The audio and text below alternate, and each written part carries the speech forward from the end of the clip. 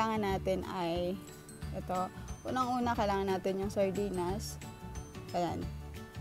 Pag walang ganito kalaki, yung dalawa na regular size. Tapos, kailangan natin ng bagoong alamang. Pero wala kasi kaming bagoong alamang, kaya ito na lang, bagoong isda. 3 tablespoon ang kailangan. Tapos, kailangan natin ng purong gata. Ito, isang nyog lang to. Tapos, yung pangalawang piga naman ng niyog, ito din. Kailangan din natin siya instead na tubig. Ayan na lang. Tapos, ayan, petchay. 2 tali ito na petchay. Tapos, kailangan natin ng kamatis, sili, ayan, bawang, at sibuyas. Okay.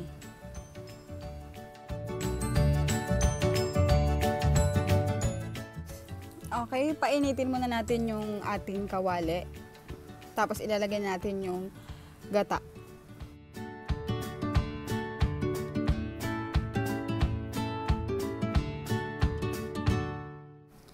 Pag mainit na yung kawali, ilagay na natin yung ating purong gata. Tapos isunod naman natin yung yung pangalawang gata, yung pangalawang piga, ipagsabay na natin siya.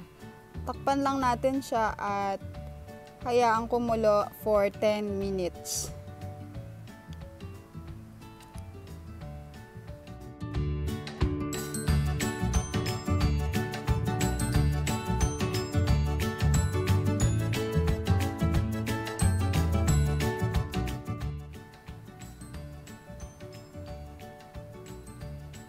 Ayan, after 10 minutes, ito na yung itsura niya, kumukulo na siya.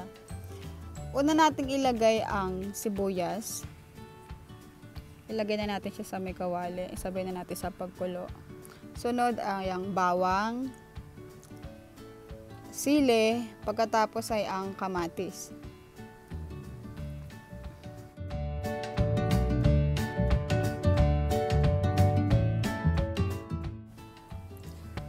Pag nailagay na sila, hahaluin lang natin sandali. Tapos, isunod natin na ilagay yung bagoong isda. 3 tablespoon ang ilalagay.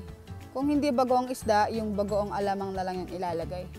Pagkatapos, tatakpan lang natin to at hahayaang kumulo sa loob ng 10 minutes.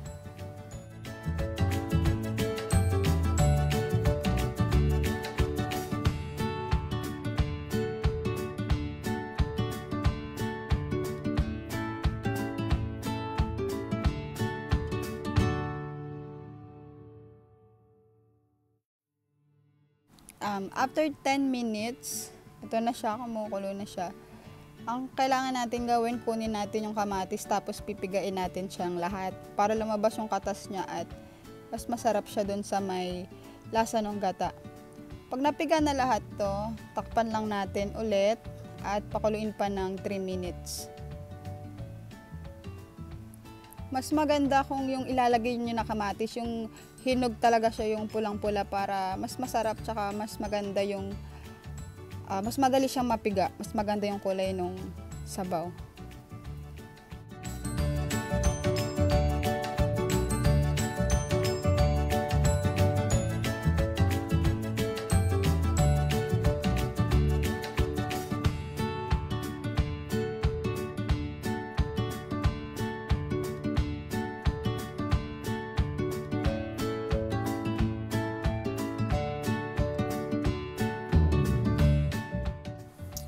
Ayan, ang bango na niya.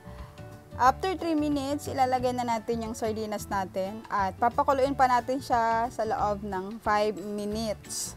Ayan. Paglagay, haluin lang natin tapos takpan.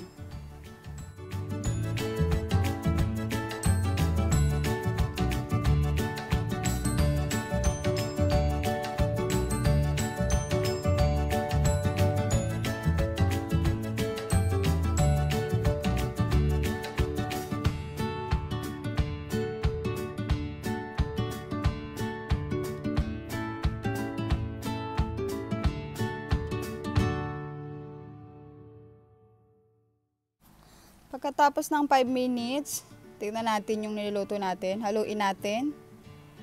At timplahan na natin siya.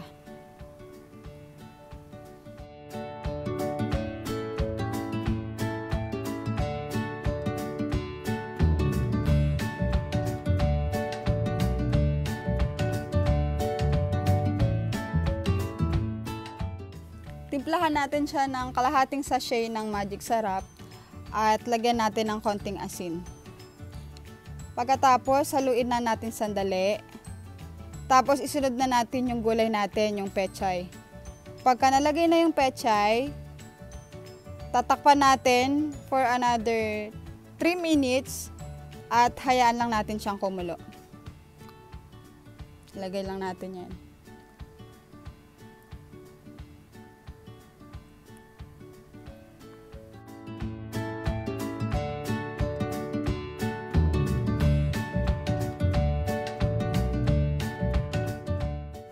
After 3 minutes, ayan, ilubog na natin yung petchay natin. Tapos pakuluin pa ulit natin siya ng 3 minutes. 3 minutes lang para hindi ma-overcook yung petchay at crunchy pa rin siya kapag kinagat.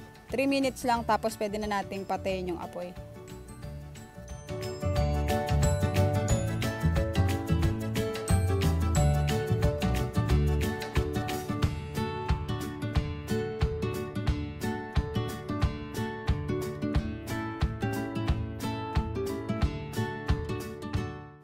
Ayan, luto na siya at sobrang bango na niya.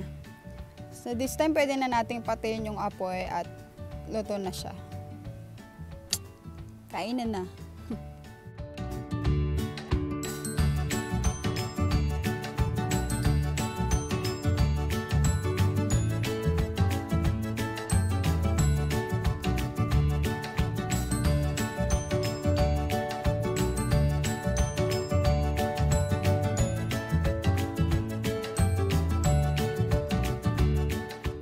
Ayan, sandukin na natin. Grabe. Tinikman ko siya, sobrang sarap niya. Iba talaga yung gata eh.